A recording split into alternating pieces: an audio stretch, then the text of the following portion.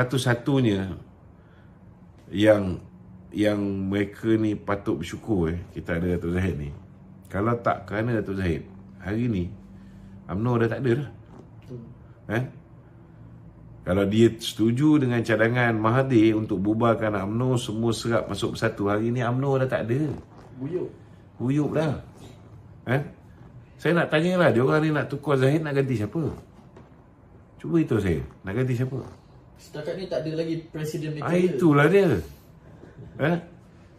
Apa jaminan orang yang akan ganti kita ni tak akan buat kita ni jadi kuda tunggangan kepada Perikatan Nasional? Tak ada jaminan. Kalau kita belum kena dengan Muhyiddin, lain cerita. Kita belum kena dengan PAS, lain cerita. Kita dah dikencing oleh mereka ni berulang kali. Kita dibuli. Diangkat kita jadi Perdana Menteri pun ada 17 syarat. Ada perjanjian sulit. Betul tak? So, cuba fikir. Ni yang bawah ni, kita kena faham satu lah. Maklumat yang orang atas ada ni tak sama dengan maklumat yang orang bawah ada. Bawah surface tu. Maklumat yang kita di atas ni ada lebih banyak berbanding dengan yang di bawah. Jadi nak expect orang bawah ni tahu semua benda dan buat penilaian macam orang atas buat, tak samalah. Masalahnya tak semua benda kita boleh cerita kat luar. Ada benda kita boleh cerita, ada benda kita tak boleh cerita. Orang Melayu ni dia banyak mengikut emosi. Dia tidak mengikut bak kata orang tu logik. Dia tidak mengikut fakta, realiti, fikiran yang waras. Kalau orang Melayu ni berfikir waras, kita tak jadi masalah macam ni. Tengok dulu zaman Datuk Seri Najib, apa dia tak buat untuk bantu orang Melayu, baik the B40, the M40, the top 20 pun hidup. The Chinese and the Indian pun boleh cari makan semua dengan baik kan. Tetapi hari ini kita lihat kan, akibat daripada tak bersyukurnya mereka pada tahun 2018 tu dan percaya dengan fitnah-fitnah yang dilemparkan ke atas kerajaan BN dulu, kerajaan jatuh.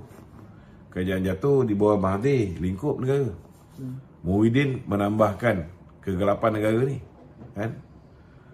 So akhirnya hari ini Datuk Seri Anwar mewarisi sebuah kerajaan yang berhutang sampai 1.5 trilion. Nak pulihkan macam mana? Sekelip mata boleh, petik jari boleh pulih? Tak boleh. Mengambil masa yang sangat lama kan. Kita ingat bila time dah buat silap 2018, 2022 mereka akan betulkan kesilapan ni. Tidak. Rupanya yang tak menggunakan otak ni semakin ramai.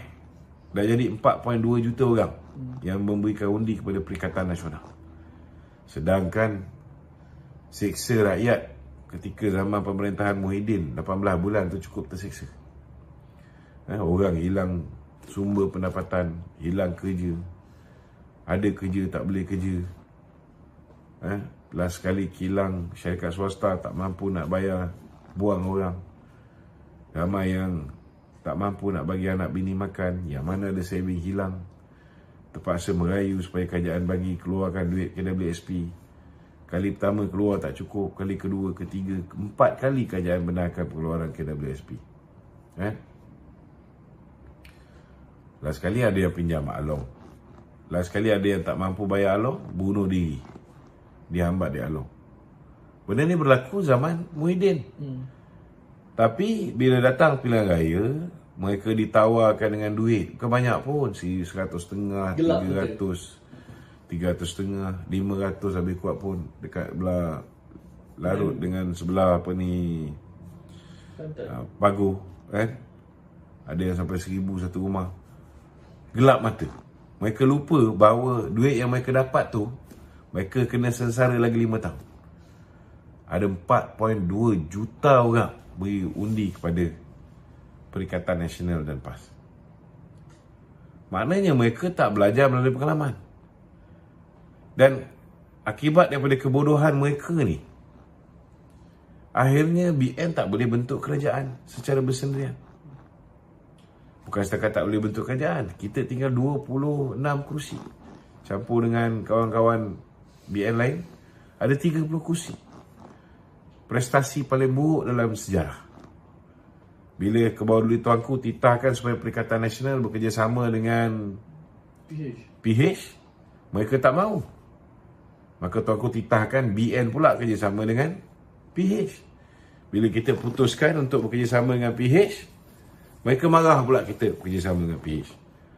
Tak kebanggang ni. Kan? Kamu yang membuat keputusan membuang kita. Kan? Kamu yang membuat keputusan memberikan undi kepada Perikatan Nasional. Bila akhirnya Perikatan Nasional tak nak kerjasama dengan PH, kita dititah bekerjasama dengan PH, kamu marah. Dan hari ini mereka meletakkan semua beban kesalahan pada Datuk Seri Zahid. Di mana logiknya? Di mana logiknya? Dia suruh kita tinggalkan Datuk Seri Anwar, join dengan Perikatan Nasional. Sedangkan kita pun tahu yang menyumbat Datuk Najib, yang nak penjarakan Datuk Zahid dulu, ialah Perikatan Nasional. So apa kebodohnya ni? Takkan tak boleh berfikir? Sampai bila rakyat Malaysia ni nak membiarkan diri mereka ni diperbodohkan oleh Perikatan Nasional? Cuba fikir. Tapi tu hari ni mereka duk kecam kata BN rasuah, salah guna kuasa macam-macam. Tapi mereka tidak pernah berhenti daripada memujuk BN untuk bersama dengan mereka kembali. Tak pernah berhenti. Kalau kita nak bersama dengan diorang ni, kita boleh demand nak jadi Perdana Menteri pun diorang bagi. Dah ada sejarah. Bukan tak ada sejarah. Ismail Sabri pernah jadi Perdana Menteri. Betul tak? Tapi apa jadi? Kita dibuli. Kan? nak diharamkan. Mereka itu sebelum tu lagi. Zaman Mahathir. Kan? So, fikirlah dengan gunakan otak. Allah Ta'ala kurniakan kita otak tu untuk kita gunakan untuk berfikir. Bukan guna emosi sepanjang masa. Nak marah sekali-sekala boleh, kan? Tetapi bukan marah sepanjang masa. Aku pun kadang-kadang menjawab pun, kita jawab dengan tegas. Ada kalanya kita jawab dengan lembut, sopan santun. Tapi dia orang tak suka dengar kita cakap pelan-pelan, lembut-lembut macam ni. Betul. Kalau maki, dia orang suka. Jangan maki. Dia tak faham kan, kalau kita maki kan, nanti kena hate speech. Lepas tu kena shadow ban. Last kali orang nak tengok kita punya Facebook tak boleh. Orang nak tengok kita punya YouTube pun tak boleh. Nak tengok kita punya TikTok tak boleh. Nak buat semua orang puas hati payah, tak mudah kan. Okey, tapi tu saya ada beberapa rakan lah yang duduk di dalam UMNO tu kan. Bila saya tanya dia orang berkenaan dengan Zahid, ada ramai yang mengatakan yang Zahid tidak layak, Zahid ni umpama macam mengkhianat parti dan sebagainya. Boleh untuk nafikan ke ataupun apa pandangan? Tak ada, simple je kan? Cuba tanya dengan dia orang, apa yang Datuk Zahid khianat? Apa yang dia khianat? No Anwar and so on tu. Tak, apa lagi nak cerita pasal No Anwar? No Anwar, no DAP, no Bersatu itu untuk berhadapan dengan pilihan raya umum ke-15. Dan dia dah tunaikan di Melaka kita go solo. Ketika tu Ismail Sabri nak pergi kerjasama dengan PAS dengan Bersatu. Di Johor pun sama juga. Dia kata kalau kita bertanding sendiri, kita dapat 8 kursi je kat Melaka. Lepas tu dekat Johor pun kita tak boleh menang, dia kata.